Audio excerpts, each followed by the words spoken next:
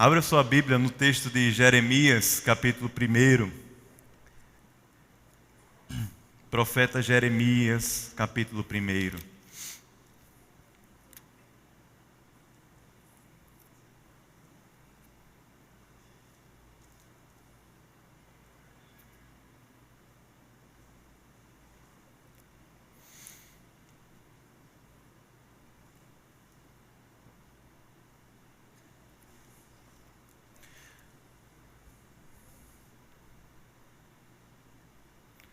Muito feliz de poder estar trazendo aqui a palavra do Senhor essa noite.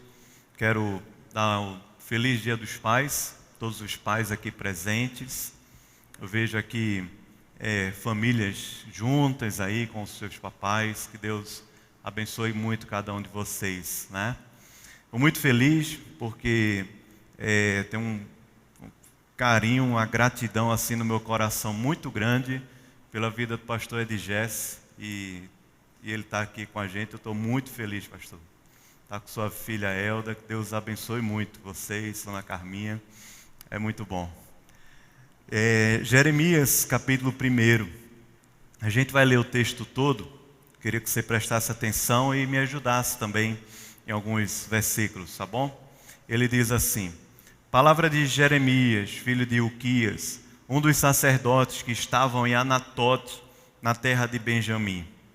A ele veio a palavra do Senhor nos dias de Josias, filho de Amon e rei de Judá, no 13º ano do seu reinado, e também nos dias de Jeoaquim, filho de Josias, rei de Judá, até o fim do ano, 10º de Zedequias, filho de Josias, rei de Judá, e ainda até o 5º mês do exílio de Jerusalém. A mim me veio, pois, a palavra do Senhor, dizendo: antes que eu te formasse no ventre materno, eu te conheci. E antes que saísses da madre, te consagrei e te constituí profeta às nações. Então lhe disse eu: ah, Senhor Deus, eis que não sei falar, não passo de uma criança. Mas o Senhor me disse: não digas, não passo de uma criança, porque a todos a quem eu te enviar irás, e tudo quanto eu te mandar falarás. Não temas diante deles, porque eu sou contigo para te livrar, diz o Senhor. Depois estendeu o Senhor a mão, tocou-me na boca, e o Senhor me disse: eis que ponho na tua boca as minhas palavras. Olha, que hoje te constituo sobre as nações e sobre os reinos, para arrancares e derribares, para destruíres e arruinares, e também para edificares e para plantares.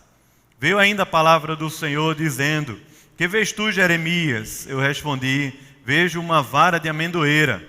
Disse o Senhor: viste bem, porque eu velo sobre a minha palavra para cumprir.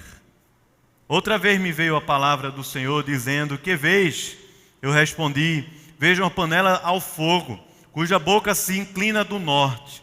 Disse-me o Senhor: do norte se derramará o mal sobre todos os habitantes da terra, pois eis que convosco todas as tribos dos reinos do norte, diz o Senhor, e virão, e cada reino porá o seu trono à entrada das portas de Jerusalém, e contra todos os seus muros em redor, e contra todas as cidades de Judá. Pronunciarei contra os moradores destas as minhas sentenças, por causa de toda a malícia deles, pois me deixaram a mim, e queimaram incenso a deuses estranhos, e adoraram as obras das suas próprias mãos. Tu, pois, cinge os lombos, dispõe-te, e dize-lhes tudo quanto eu te mandar. Não te espantes diante deles, para que eu não te infunda espanto na sua presença. Eis que hoje te ponho por cidade fortificada, por coluna de ferro e por muros de bronze, contra todo o país, contra os reis de Judá, contra os seus príncipes e contra os sacerdotes e contra o povo. Leia comigo aí o último versículo. Ele diz: pelejarão contra ti, mas não prevalecerão, porque eu sou contigo, diz o Senhor, para te livrar. Amém. Vamos orar mais uma vez. Senhor, ó Deus, nós queremos, Pai, entregar a Ti o nosso coração aberto, que o Senhor fale conosco e nos fortaleça e nos abençoe. Em nome de Jesus. Amém. Amém. Esse mês de agosto, na Igreja Presbiteriana do Brasil, nós, de certa forma, falamos um pouco mais sobre missões. É natural em todas as igrejas. E tem uma razão para isso, vocês sabem, eu quero repetir. Dia 12 de agosto de 1859, desembarcou aqui no Brasil um missionário, jovem pastor, chamado Ashbel Green Simonton. Esse missionário veio enviado pela igreja norte-americana. Uns 4 ou 5 anos antes disso, ele foi despertado por Deus através da pregação de um grande teólogo chamado Hodge, e foi desafiado por Deus para sair em missões por outros países. Ele tinha pensado na Colômbia, mas logo veio pensar no Brasil, entrou em contato com uma agência missionária, e naquele momento, aquele jovem que tinha tanto pela frente, já tinha se formado, e foi tão criticado duramente pela igreja e pelos seus amigos, as pessoas que diziam: o que é que você vai fazer naquele final do mundo lá? O que é que você vai fazer no Brasil? Você tem um futuro pela frente, você tem um futuro promissor pela frente. O que é que você vai fazer lá no Brasil? E numa dessas conversas, o Simonton falou a seguinte frase, dizendo assim: a única segurança está na submissão à vontade e aos propósitos divinos. Sob a direção de Deus, o lugar de perigo é o lugar de segurança. E sem a sua presença, nenhum lugar, nenhum abrigo do mundo é seguro. Simonton chegou aqui em 12 de agosto de 1859. Deus começou a usar esse homem aqui no Rio de Janeiro. Logo em poucos anos de ministério, 5, 6, 7 anos de ministério, havia igrejas plantadas, um presbitério fundado, um seminário. Deus começou a salvar gente, salvar brasileiros, pelo evangelho, pela pregação da palavra de Deus. Salvou um padre que se converteu ao cristianismo, José Manuel da Conceição. Deus tem salvado gente até hoje, essa é a nossa história, por isso que você está aqui hoje, essa noite. E esse mês de agosto eu comecei uma série no domingo passado, no caso, falando sobre o ministério profético da igreja. Esse é o nosso ministério. A gente viu lá em Isaías capítulo 6, no domingo passado, dentro dessa série que ela vai Isaías, Jeremias, Ezequiel, Daniel, e estou orando, se Deus der graça e quiser, a gente continua até Malaquias, eu não sei. Mas o nosso foco aqui é pensar sobre a vocação desses homens. Homens que foram chamados por Deus para fazer diferença na sua geração, foram chamados por Deus para viver no seu tempo, no seu contexto, dependendo de Deus, servindo a Deus, com os dons, com tudo que Deus deu para eles. Mas essa não é uma série que está voltada a quem é pastor ou missionário. E eu queria que você tivesse bem isso na sua mente, porque todos os ministérios que aconteceram no Antigo Testamento, o sacerdotal, o rei, o reino e também o ministério profético, eles se cumpriram em Cristo. E por causa de Cristo, nós comunitariamente somos aqui na terra sacerdócio real, somos reis e rainhas de Deus e somos também comunitariamente a voz profética de Deus aqui na terra. Então essa vocação de Deus para Isaías, como essa vocação de Deus para Jeremias, tem a ver com a vida da gente, tem a ver com a minha história, tem a ver com a sua história. Alguns domingos atrás, eu acho que foi o último domingo antes da viagem da Espanha, viagem missionária que fizemos, eu preguei aqui um sermão em Jeremias capítulo 22. Eu lembro que eu gastei um bom tempo ali fazendo uma introdução do livro de Jeremias. Você pode ouvir esse sermão depois no YouTube ou no podcast da igreja. Mas eu queria também, de repente você veio pela primeira vez, eu queria lhe contextualizar um pouco desse ministério, desse homem chamado Jeremias. Ele era considerado o profeta chorão. Jeremias foi um daqueles homens que foi chamado por Deus para um período de muito sofrimento, de muita luta, de muitas dores. Jeremias profetizou numa época em que Israel, o reino do norte, já havia sido totalmente destruído pela Assíria. Jeremias foi profeta de Deus no reino do sul, dentro de Jerusalém. Ele profetizou nos últimos anos de Jerusalém, profetizou durante 40 anos aproximadamente, nos últimos anos de Jerusalém, até ela ser totalmente destruída por uma força que vinha do norte também, a força da Babilônia. Jeremias foi chamado por Deus num momento de grande avivamento na história do Reino do Sul. Ele profetizou e foi chamado por Deus na época do rei Josias. Josias foi um rei que com 8 anos se tornou rei de Jerusalém, de Judá. 16 anos ele encontrou a palavra de Deus. E a palavra de Deus trouxe um grande avivamento ali ao seu coração. Mas aquilo não foi suficiente para que o povo de Deus, de fato, se convertesse, deixando os ídolos e deixando também a promiscuidade. Não foi suficiente. Depois veio Joaquim, depois Edequias, o último rei lá de Judá, quando Nabucodonosor invade Jerusalém e destrói tudo no ano 586 a.C. Jeremias viu tudo isso acontecer.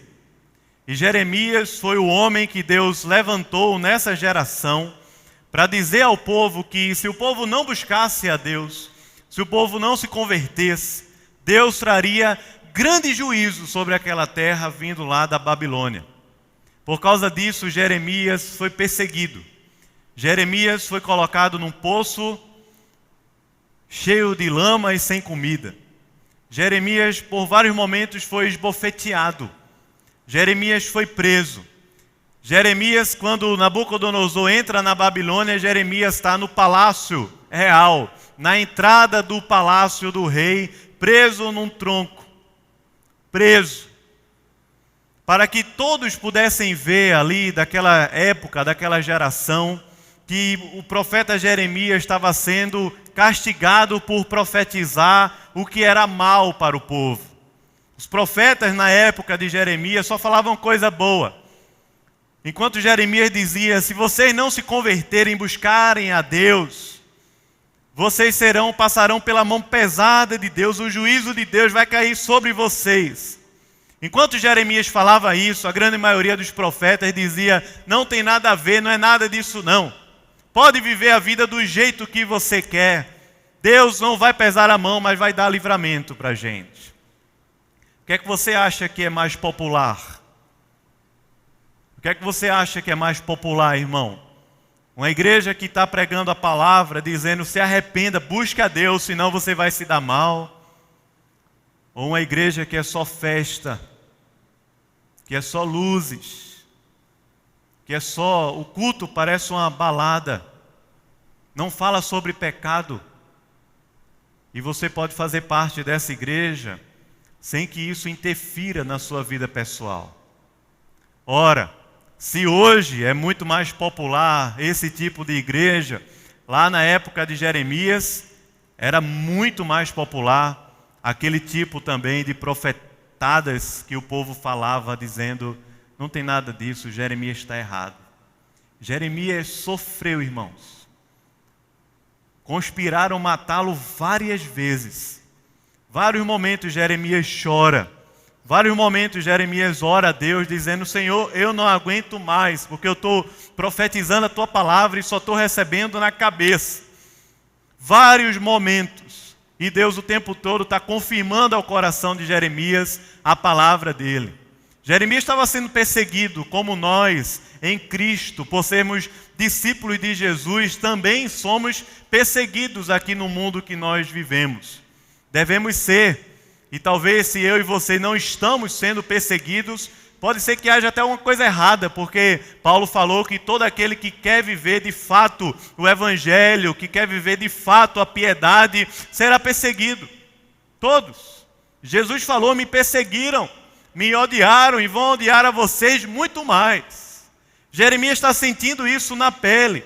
580, 600 anos antes de Jesus nascer, Jeremias está vivendo esse tipo de ministério que durou 40 anos. 40 anos de pregação, 40 anos de trabalho, 40 anos de ministério, 40 anos de dedicação, 40 anos de compromisso. Qual o resultado disso?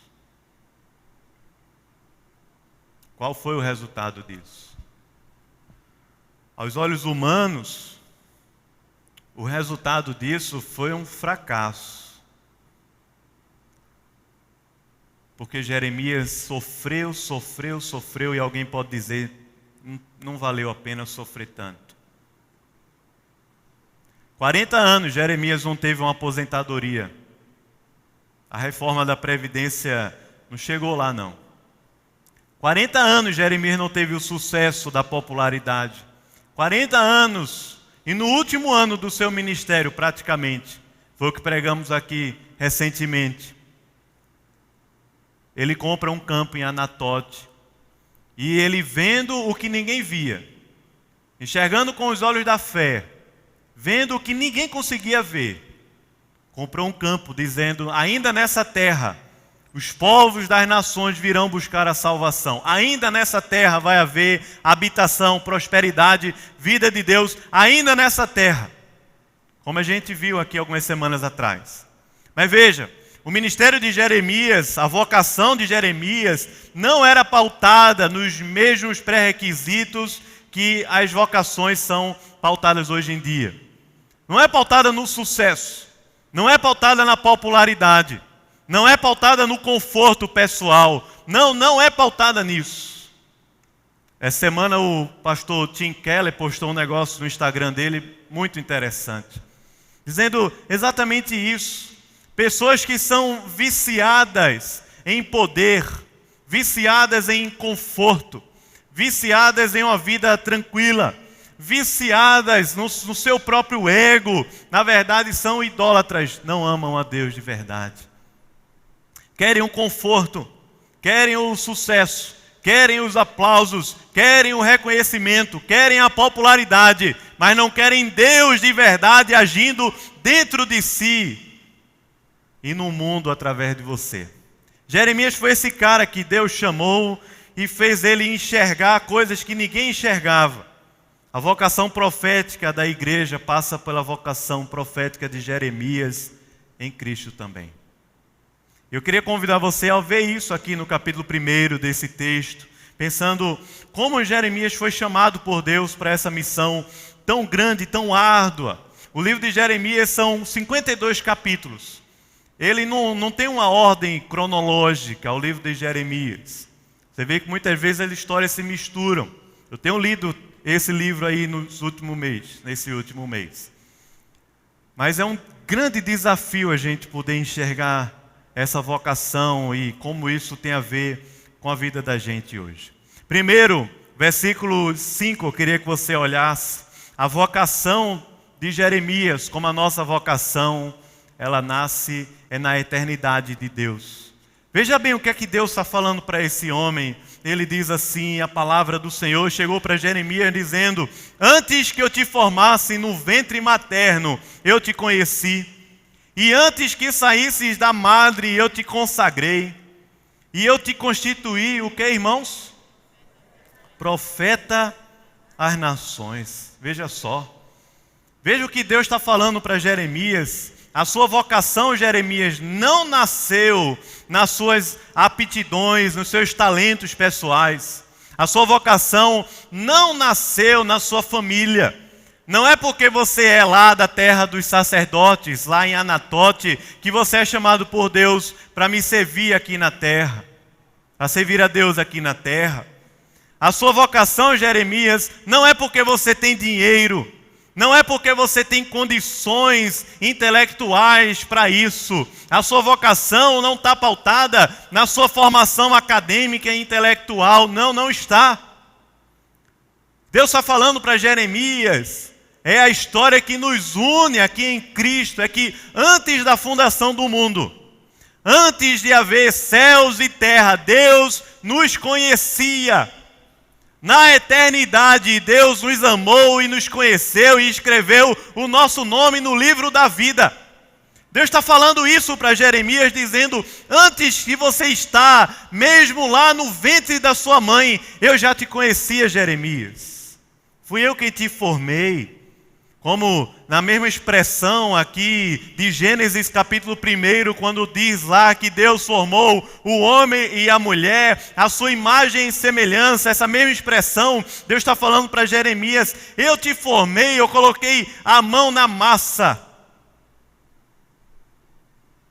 Eu te conheci, eu te amei, e você não estava nem na barriga da sua mãe. Quando você descobre que vai ser pai, né? Aí é uma surpresa, é uma coisa maravilhosa. Aí tem a primeira ultrassom.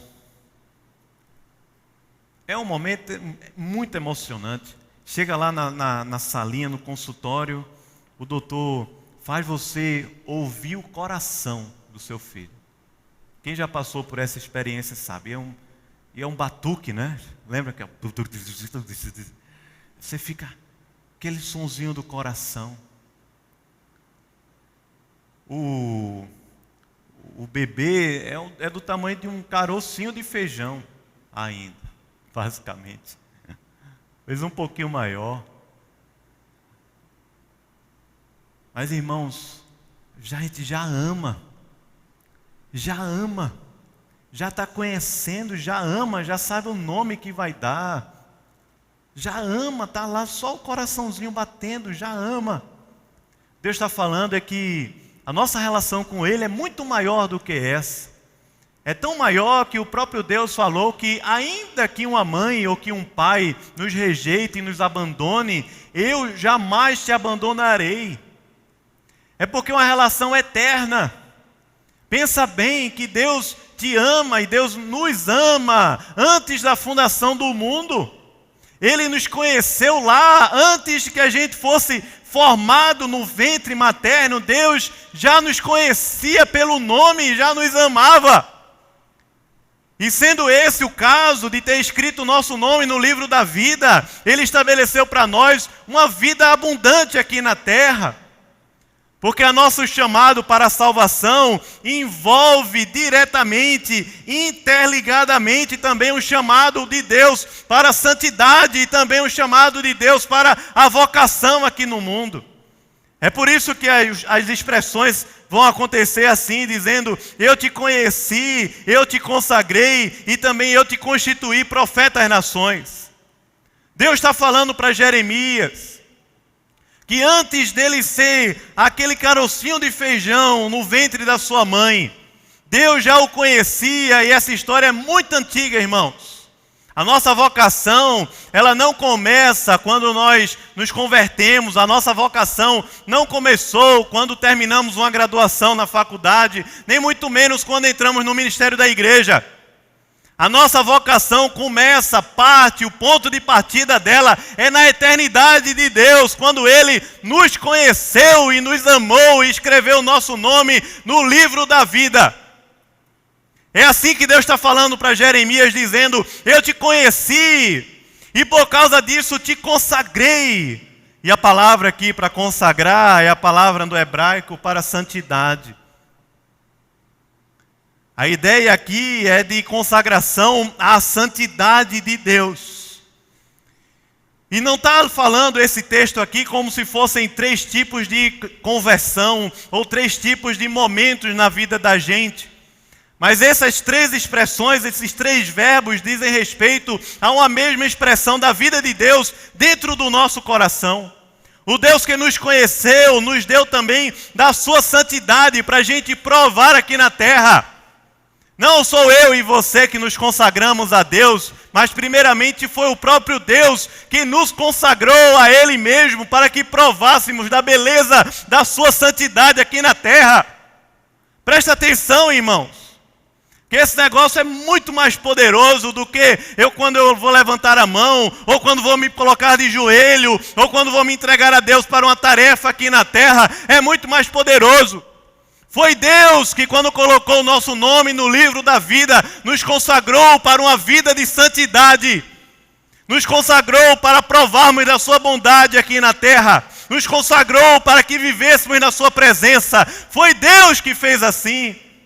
Não fui eu e você, foi Deus. E essa vocação é poderosa demais. Deus está falando para Jeremias. Como também é Deus quem nos constitui profeta às nações.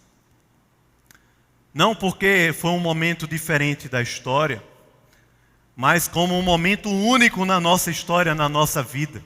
Se você é salvo por Deus, se você está nessa lista que Jeremias está, porque ouviu da voz do Senhor, como o Espírito de Deus testifica com o nosso espírito que somos filhos de Deus. Se você ouviu essa voz do Espírito no seu coração, eu e você somos chamados por Deus para esse mesmo ministério. O ministério da presença da palavra de Deus. O ministério da santidade de Deus. O ministério da vocação. Onde eu e você estamos plantados. Nós fomos plantados por Deus para fazermos as boas obras. Para que as pessoas ao nosso redor conheçam o Evangelho. Conheçam mais a Deus. Amem mais a Deus. Seja onde a gente está hoje ou até mesmo nos confins da terra. É por isso que Jesus, olhando para os discípulos, disse assim: vão lá e façam discípulos de todas as nações do mundo. Essa voz profética chamada Jeremias, que Deus levantou 600 anos antes de Cristo, era uma voz que ia ecoar para todas as nações, não por causa dos seus próprios recursos e da sua própria força, mas porque foi Deus que tinha estabelecido antes da fundação do mundo a vida de Jeremias, a santidade de Jeremias e também a vocação de Jeremias, como é a minha e a sua. A gente confunde muitas coisas. Na verdade, nós confundimos porque somos muito mais formados na nossa cabeça para pensar que quem faz e acontece as coisas somos nós. É o homem. Essa é uma vocação puramente humanista. Puramente. O homem é o centro de todas as coisas. O homem é o centro até do amor de Deus. O homem é o centro do universo. O homem é o centro do trabalho. Quando não é o homem, sou eu diretamente. Eu sou o centro. As coisas acontecem porque eu fiz. Eu consegui esse dinheiro porque eu trabalhei. Tem gente vindo para a igreja porque eu estou envolvido naquele ministério. Aquela igreja está acontecendo assim porque eu estou lá, porque fulano está lá, porque é o homem que está lá. Deixa eu dizer para você, irmão, a nossa vocação não está estabelecida em homens, em poderes humanos, terrenos, em habilidades humanas e terrenas. Não está. A nossa vocação foi estabelecida na eternidade de Deus, pelo próprio Deus e para o próprio Deus. Porque a obra é de Deus, a missão é de Deus, o povo é de Deus, a igreja é de Deus, o Espírito é de Deus e a palavra é de Deus. E foi Deus quem fez isso. É por isso que eu e você estamos aqui. É Deus. Não é humanista. Não é. Não segue a linha da produtividade. Ou seja, se você trabalhar muito, as coisas vão acontecer. Se você se envolver, se você se gastar, se você suar. Não é assim.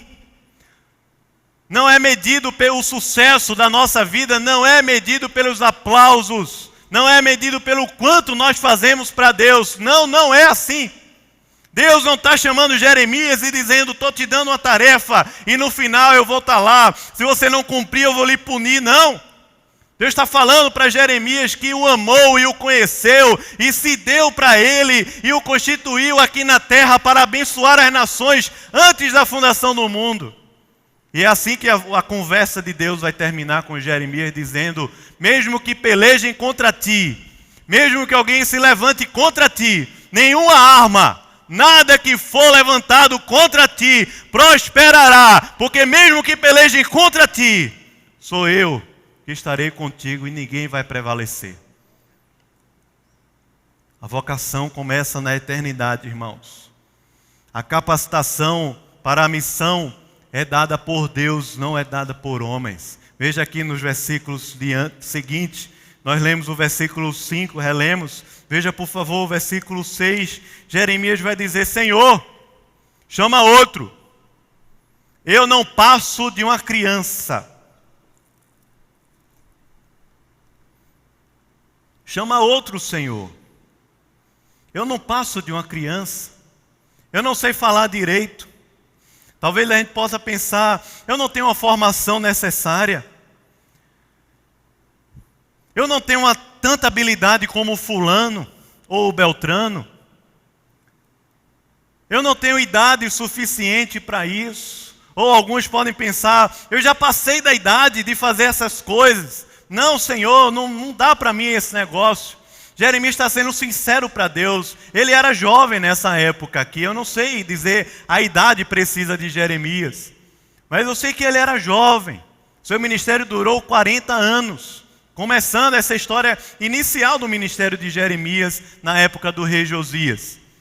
Mas ele está dizendo para Deus: Senhor, eu não tenho condições de fazer isso. Eu não passo de uma criança. Eu não sei falar. Veja como não reflete muitas vezes o nosso coração, as nossas fraquezas e inseguranças, quando nós nos colocamos na obra de Deus a partir de nós e através de nós mesmos. Jeremias é sincero para Deus, dizendo: eu não tenho condição.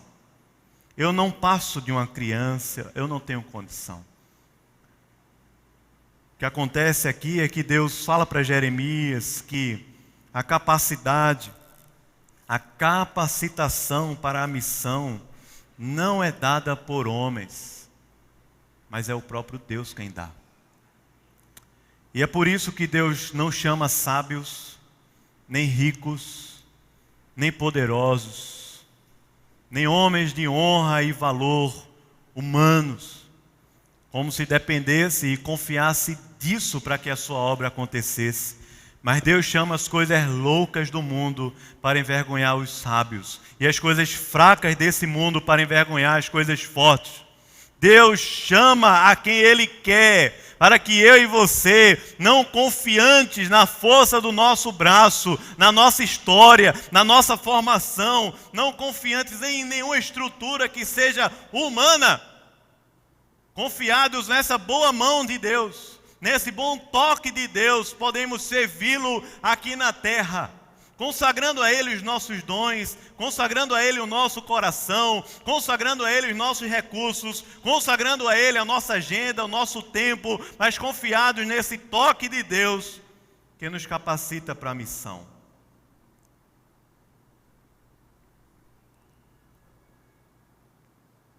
Esse negócio que Jeremias viveu com Deus acontece pelo menos algumas situações parecidas, a meu ver. A primeira é quando nós somos logo desafiados por algo. Talvez você é novo, se converteu há pouco tempo e está sentindo no coração o desejo de servi-lo aqui na terra, de fazer o nome de Deus conhecido, seja dentro da igreja ou até lá fora no mundo. Pregar o evangelho para um amigo lá do trabalho, fazer um discipulado semanal, estudar a Bíblia com alguém, servir no ministério da igreja, de repente até liderar um pequeno grupo, ou ajudar num processo aí com um pequeno grupo, não sei. Mas aí no início você diz: rapaz, tem tanta gente nessa igreja, eu já ouvi isso tanto. Tem tanta gente nessa igreja, tanta gente boa, tanta gente melhor, tanta gente mais capacitada, e começa a se diminuir. Começa a dizer: não sou eu, não tenho condição. Tem muita gente aí já. Talvez se eu for para uma outra igreja menor, eu consiga abençoar mais. Mas tudo isso são mentiras e são fortalezas que nós vamos construindo na nossa mente e no nosso coração para nos autoproteger e não nos expor diante de Deus. Não nos expomos diante de Deus, não nos expomos diante das pessoas porque queremos nos proteger. Dizemos: Deus, usa outra pessoa, não a mim, outra que é melhor. Mas às vezes isso acontece de uma outra maneira também. Pessoas que já sofreram, já se gastaram, já viveram muita coisa na igreja, muita coisa no evangelho, e agora estão dizendo para Deus: usa outra pessoa. Eu não tenho mais condição, eu não tenho mais tempo, eu não tenho mais o mesmo pique, eu não tenho mais a mesma força. Deixa eu dizer para você, irmão, porque essa palavra para mim também Toda vez que construímos muralhas e fortalezas no nosso coração, nós nos afastamos de Deus profundamente. Essas coisas não nos seguram, é um terreno completamente inseguro, completamente falho, que nós não podemos confiar a nossa vida. Deus nos chama desde a nossa conversão até o momento que a gente morrer e estiver na glória com Ele. E essa história não aconteceu aqui no tempo e no espaço, mas aconteceu na eternidade. Quantos e quantos irmãos que têm dito aqui no nosso redor, dizendo: eu não tenho mais tempo, eu não tenho mais condição.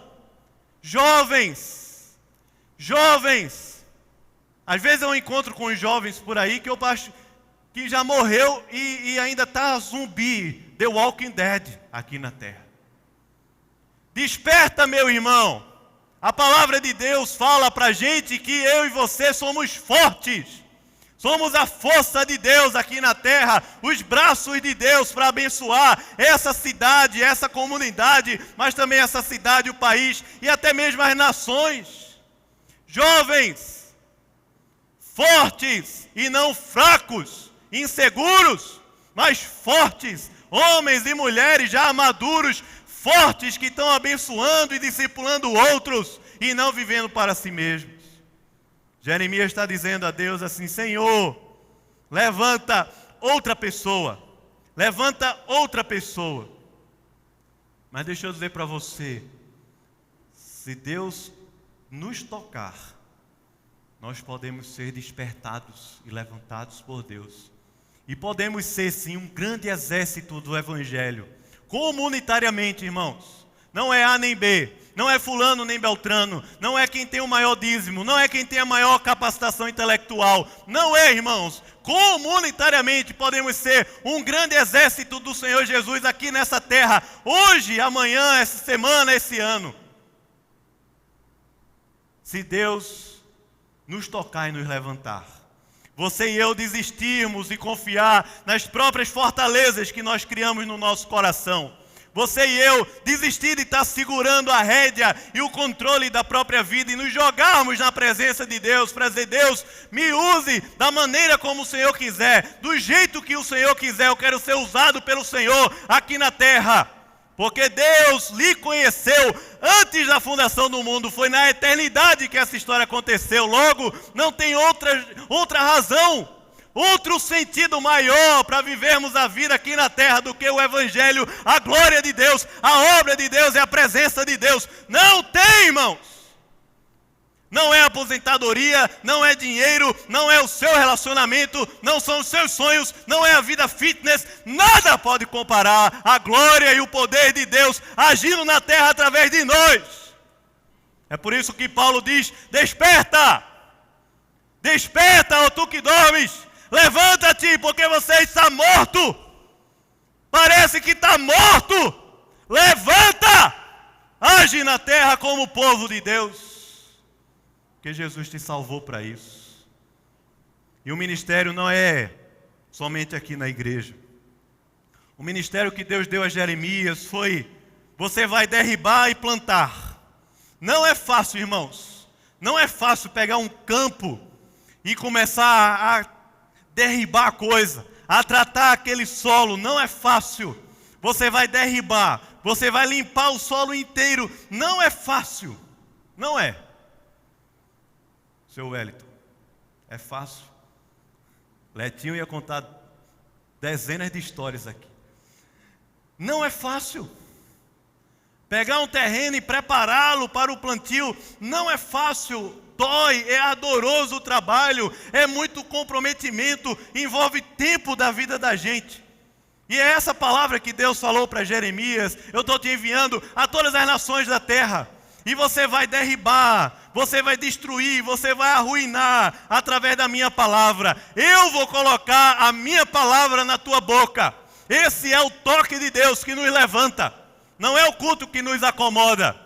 Não é o conforto que nos acomoda. Não são os relacionamentos que nos acomodam. Não é esse tipo de coisa. Igreja não é esse tipo de coisa. Igreja é o lugar onde Deus se move, onde o toque de Deus acontece, para que eu e você nos levantemos e ajamos aqui na terra para a glória de Deus.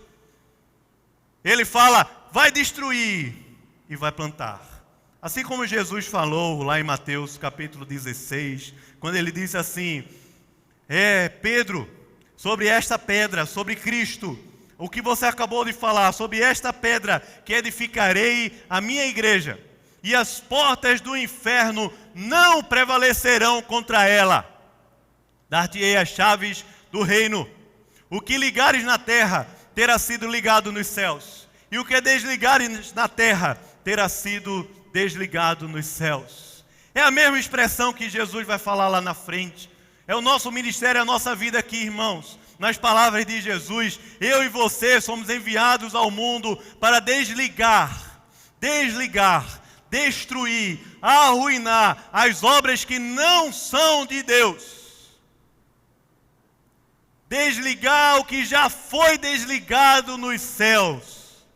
Mas eu e você somos chamados por Deus também para criar, desenvolver, plantar e ligar as coisas que Deus já ligou aqui lá nos céus e nós podemos ligar aqui na terra. O que significa dizer que os propósitos de Deus se cumprem na terra, no tempo e no espaço, através da minha vida e da sua vida. Quando nos dispomos diante de Deus para o servi-lo, para viver uma vida missional, dedicada e comprometida a Ele, para ligar, para destruir, para desligar o que não é de Deus e ligar o que é de Deus.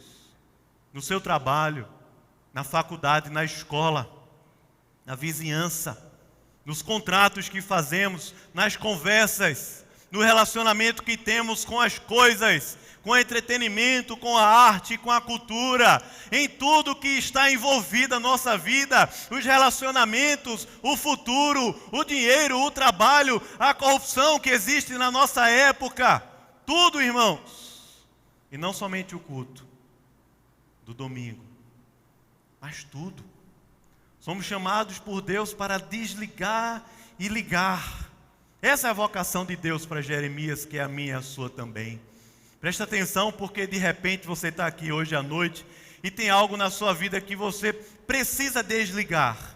Deixa eu lhe dar um exemplo. Se você está fazendo sexo fora do casamento, tem que desligar esse negócio, não é de Deus. Você foi chamado por Deus para viver uma cultura sexual santa aqui na terra. Se você está tendo um relacionamento com uma pessoa que não conhece a Deus, está namorando, está sonhando com um casamento, deixa eu dizer a você, desliga esse negócio, não é de Deus. Se você está lá no seu trabalho sendo pressionado para fazer coisa errada, desliga esse negócio, não é de Deus.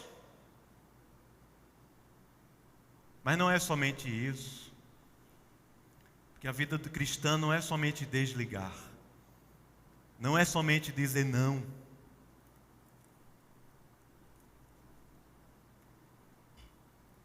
Não é somente ser do contra. A vida cristã também é criar, desenvolver uma cultura do reino, a cultura do evangelho, através de bons relacionamentos, através do nosso trabalho, dos nossos estudos,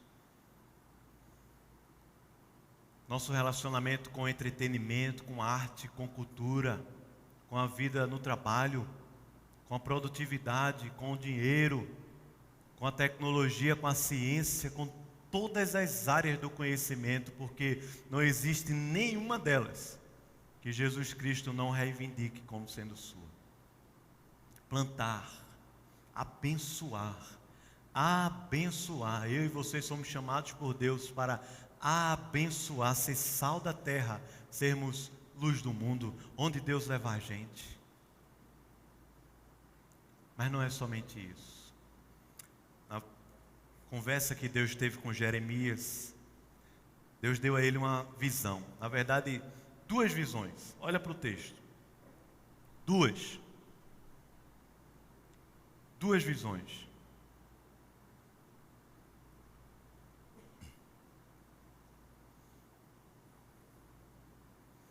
E essas duas visões é que vão guiar, de certa forma, a vida e o ministério do profeta Jeremias aqui na terra. Essas duas visões é que vão nortear o coração, a vida, o ministério do profeta Jeremias.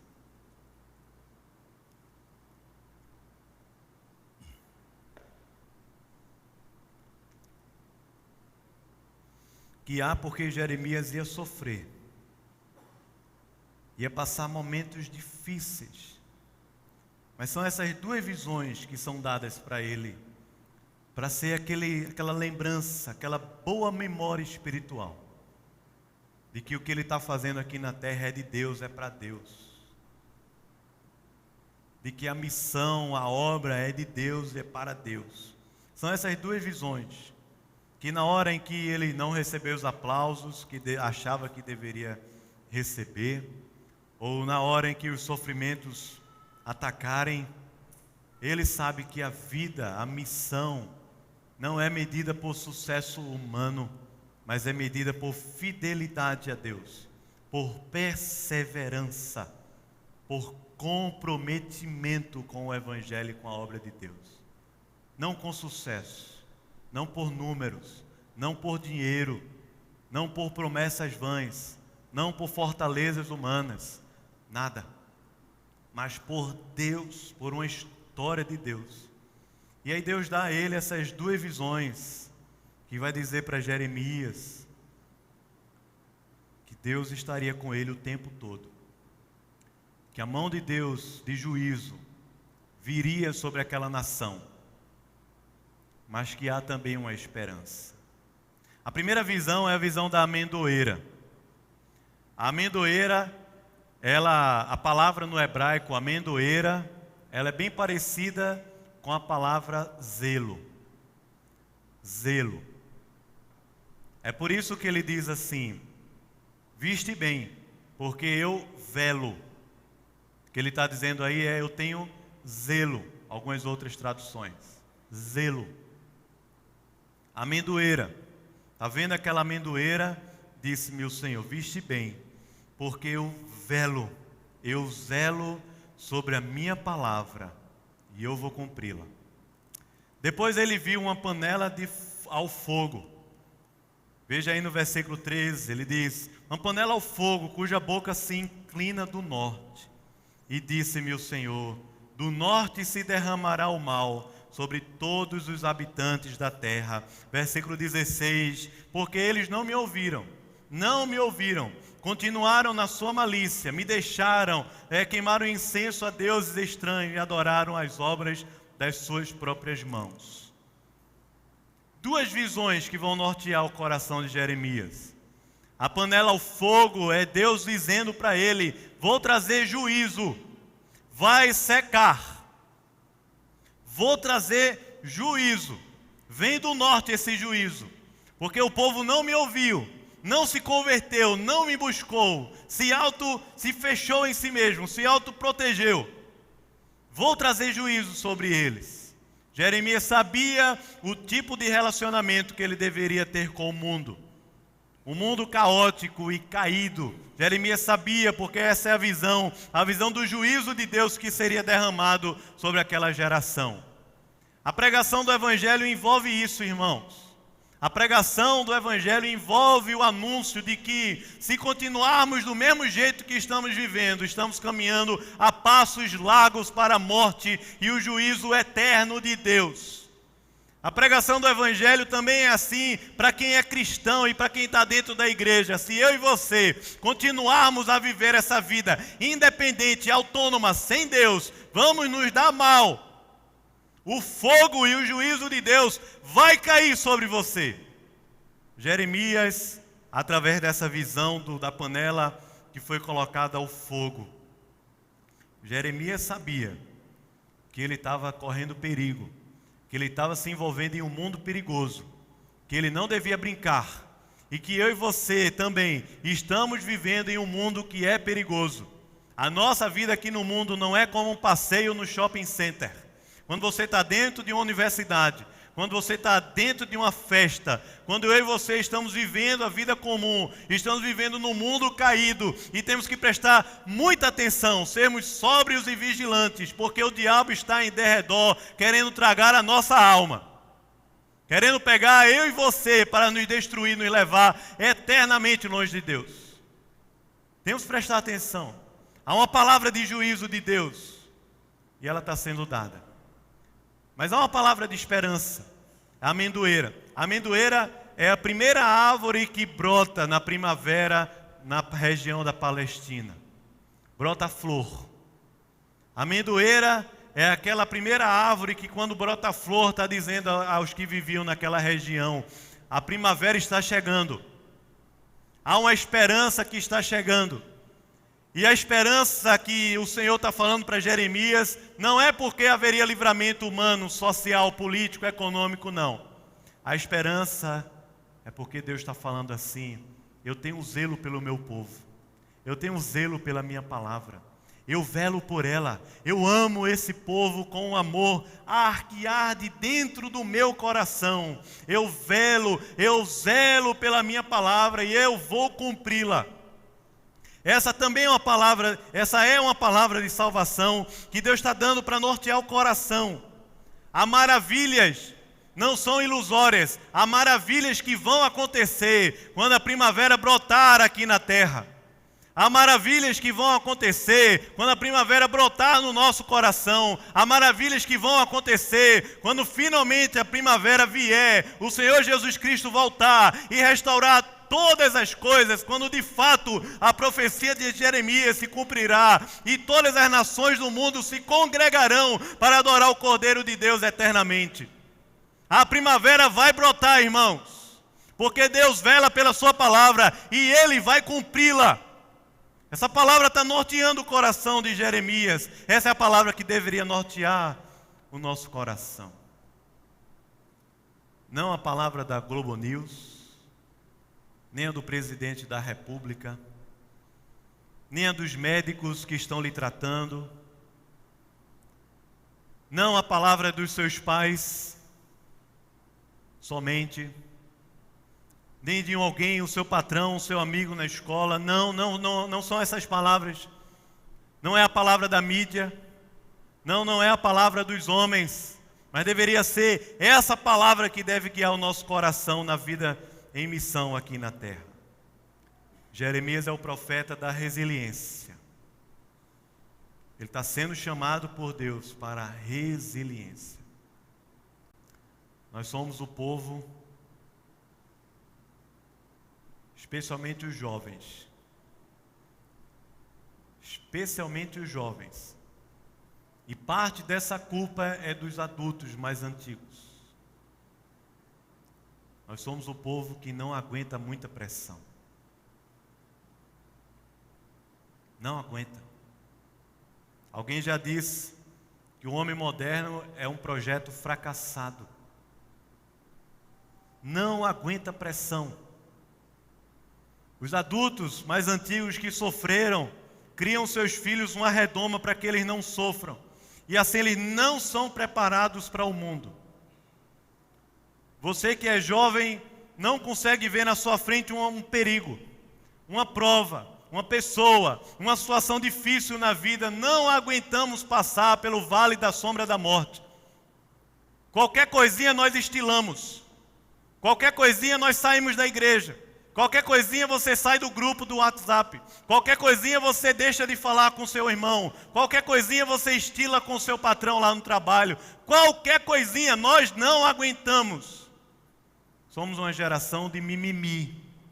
Temos dificuldades relacionais e não diz respeito aos outros, diz respeito às nossas fraquezas e inseguranças. Jeremias é o profeta que está sendo ventilado para ele viver uma vida difícil aqui na terra. Mas ele está sendo chamado por Deus para a resiliência, para a perseverança, para a fidelidade, para o comprometimento, para não arregar, não desistir e se perseguir seguramente firme no caminho, olhando para o autor e consumador da nossa fé, que é Jesus. Um sociólogo polonês que já morreu, chamado Zygmunt Bauman, escreveu um livro chamado Modernidade Líquida. Eu estava pensando nesse sermão e me lembrei do que ele escreveu lá e fui procurá-lo. Ele diz que o homem moderno, a nossa geração, é uma geração muito engajada comunitariamente. Muito engajada. nós gostamos de projetos novos, nós nos envolvemos, nós vamos, mas muito pouco comprometida. Nós gostamos. Um dia desse eu estava conversando com uma amiga, e ela dizendo, por que essas igrejas novas, elas crescem tão rapidamente?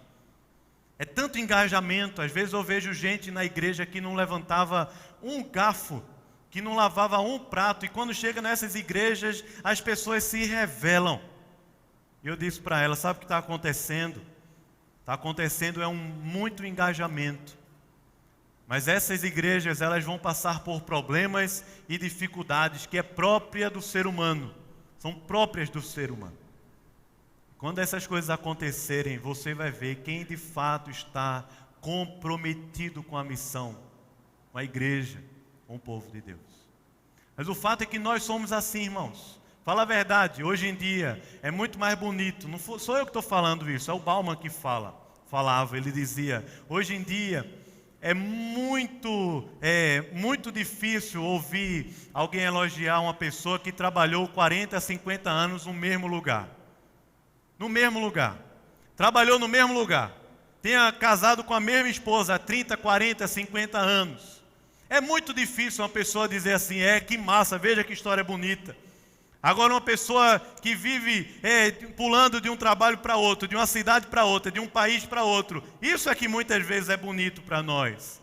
Nós gostamos muito mais da flexibilidade do que da estabilidade. Muito mais. E essa leitura que o Bauman faz, me trouxe assim essa luz de Jeremias. E essa luz do nosso coração e da nossa vida hoje. Jeremias, como eu e você, não somos chamados para um ministério de flexibilidades, de facilidades, de mordomias, de confortos. Não somos chamados por Deus para esse tipo de ministério da zona de conforto. Esse não é o ministério de Jesus. Mas o ministério que Deus está chamando Jeremias e nos conclama também a vivermos aqui na terra é esse da resiliência, do comprometimento, da perseverança. E quando passar pelo vale da sombra da morte, sabe que quem está com você lá é Deus, que nos conhece antes da fundação do mundo, que nos salvou e nos escolheu na eternidade. Quem está com você ali é o próprio Deus. Dizendo para Jeremias, eu estou contigo, eu estou com você, eu nunca vou lhe abandonar. Para que eu e você possamos perseverar e não desistir. Possamos nos envolver e ter um ministério, uma vocação e um crescimento espiritual para frente estável. E não vivermos essa vida instável. Instável nos relacionamentos. Instável no trabalho, instável nos ministérios, instável em todas as situações. Mas é estável. Estável porque, ainda que alguém venha pelejar contra ti, quem está conosco é o Deus que é maior do que todas as coisas. E ele diz no versículo, você pode ler o versículo 19, ele diz assim. Você pode ler comigo? Pelejarão, como é? Vamos ler? Pelejarão contra ti, mas não prevalecerão, porque eu sou contigo, diz o Senhor, para te livrar. Mais na frente, no capítulo 12, versículo 7, se você quiser abrir.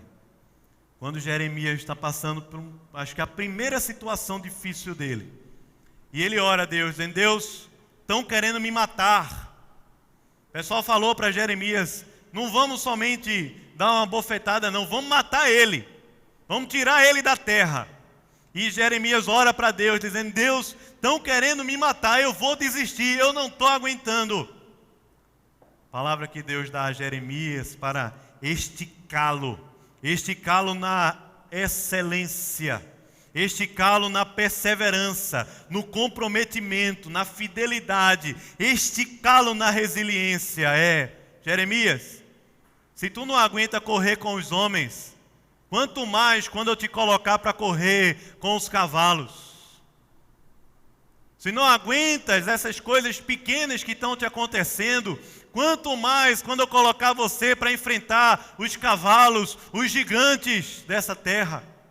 Quanto mais quando eu levar para você para enfrentar coisas grandes, poderosas aqui nesse mundo. Acorda, Jeremias. Desperta o teu coração. Porque essa vocação que é de Deus requer de mim e de você, como de Jeremias, uma consagração absoluta para vivermos com Deus, a obra de Deus aqui na terra, o que Deus quiser que eu e você vivamos. Mas eu tenho certeza de uma coisa, aquela expressão que o pastor Ronaldo Lidório tanto fala, é que caráter, coração, na obra de Deus, é muito mais importante do que reputação. Eu e você estamos envolvidos na obra de Deus por causa do que Deus fez em nosso coração. Nos salvou, nos chamou para a santidade, nos chamou para o serviço a Deus. Tenho certeza, nas palavras que o pastor Ronaldo Lidório também falava, que o ministério não é medido por resultados humanos, sucesso humano, mas pela fidelidade. E Jeremias me ensina que o ministério requer resiliência. Resiliência. Não é teimosia, mas a resiliência é de alguém que está com o coração totalmente em Deus para enfrentar lutas que precisar enfrentar. Porque Deus quer fazer que eu e você tenhamos força para enfrentar os gigantes, para correr com os cavalos,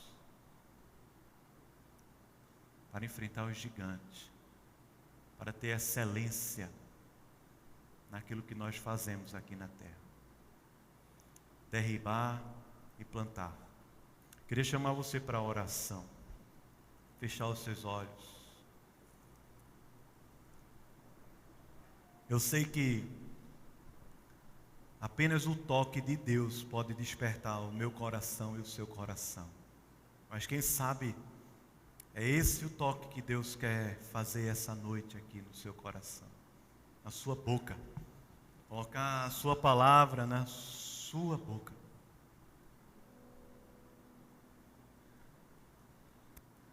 Essa história começa em Jesus. Jesus que antes da fundação do mundo se entregou a sua vida, morreu pelos nossos pecados, derramou o seu sangue, nos conheceu e nos amou. E essa história termina em Jesus. Ele é o Alfa e o Ômega.